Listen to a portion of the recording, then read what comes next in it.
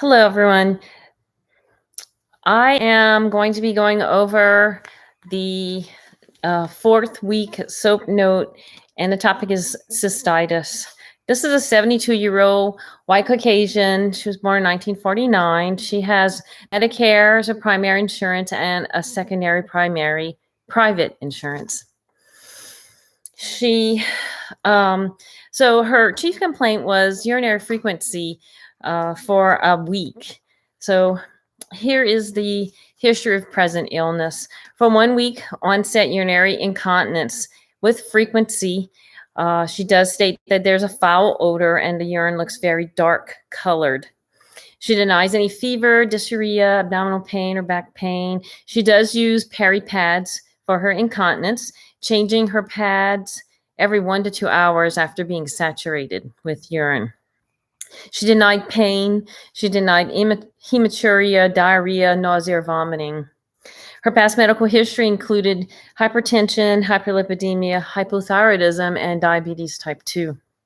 No surgical past history, no allergies to medication, food, or environmental allergies. Her family history that was significant involved her mother's side. She had diabetes, type 2, hypertension, and chronic renal failure. Paternal side had a history of COPD and hypertension.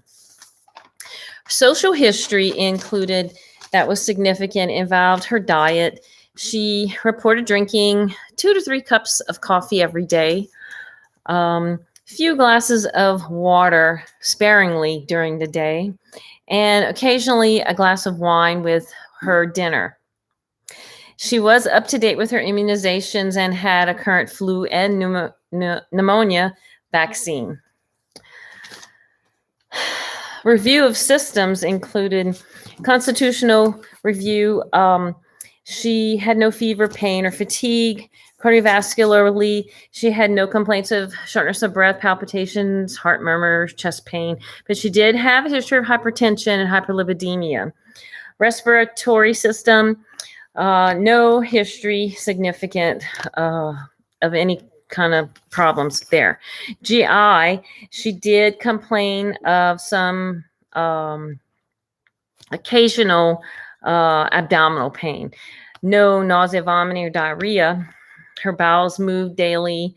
And GU, she did report incontinence, frequency, and use of peri pads. Reported wiping from front to back and washing her hands each time. Denied any frequent UTI history or kidney stones, but she did complain of a strong odor and some flank pain to the right side, I believe. She is postmenopausal, and she does not use any source of estrogen. Endocrine system is significant for a history of diabetes and complaints of polyuria. No polyphagia or polydipsia. No heat intolerance or reports of problems with her hypothyroidism.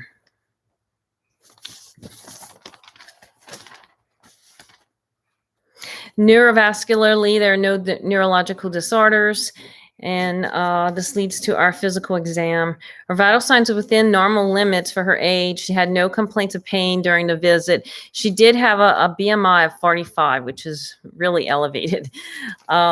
General survey, she was well nourished, neatly dressed, relaxed oriented, no apparent distress. Her heart, regular rhythm rate, and S1, S2, no murmurs, no gallops for her, no peripheral edema measured. Respiratory system, her lungs were clear. Her breathing was easy and regular. GI system, her abdomen was soft, flat, non-tender. Bowel sounds were palpable, were audible in all 4 quadrants. She had no palpable masses, no hepatomegaly or splenomegaly. GU, her complaint was she was slightly tender when palpating over the suprapubic area, And then she did have a positive left costal vertebral angle tenderness posteriorly. We did do a urinalysis dipstick in the clinic, and she did show positive for leukocytes, 125. Nitrites were positive. Her pH was 9. She had +3 blood in her urine and ketones of 100. She was negative for glucose, and her specific gravity was 1.025. So what's significant about that, the blood indicates pyuria. The odor that she reported can indicate bacteria. Her pH level, urine pH level being greater than 7.5 is an indication for infection. Also, specific gravity was 1.025 on the high end of normal. So she is slightly dry vascularly. Differential diagnosis, I picked cystitis as my primary. Diagnosis, urge incontinence, and vaginitis were the other two. So cystitis, because of her complaints of urinary incontinence, frequency, and a strong odor, back pain, and of course the urinalysis was positive. She had leukocytes greater than 100 count in her urine, the nitrites being positive, and the strong odor also were all indications of some type of bacterial infection in her bladder. Urge incontinence could have been considered. It was considered because of nocturnal incontinence she talked about in our interview, and a sense of fullness after urinating that she complained of. Vaginitis, indications for that was a strong perineal odor and a strong urine odor, urinary frequency, and the back pain. But cystitis was the more prominent diagnosis for this patient. So acute cystitis is what I picked. Diagnosis, studies that I would continue to do would be a urine CNS to rule out bacteria and sensitivity to the bacteria, and also to look at any evidence of STIs for chlamydia, trich, and gonorrhea. We can do a wet prep to rule out vaginitis. And so those were the two planned labs to do with this patient.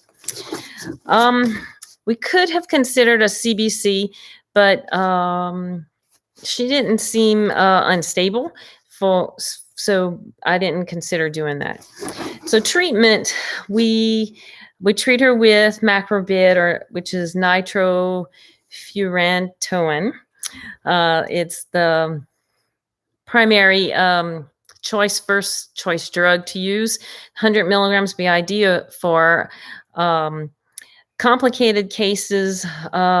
We could have considered, because she's a diabetic and because of her elderly age, could have considered Cipro as another choice, but we went with macrobid for 7 days. And then pyridium, 100 milligrams, TID, PRN for bladder spasms for 2 days.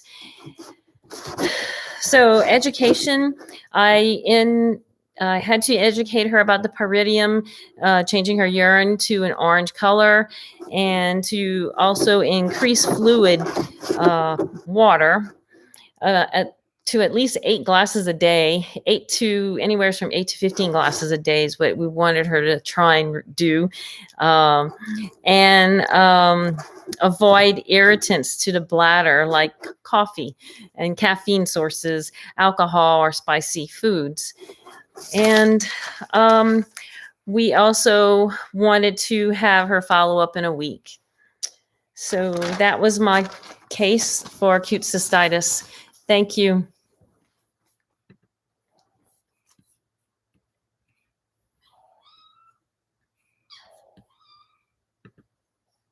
Okay.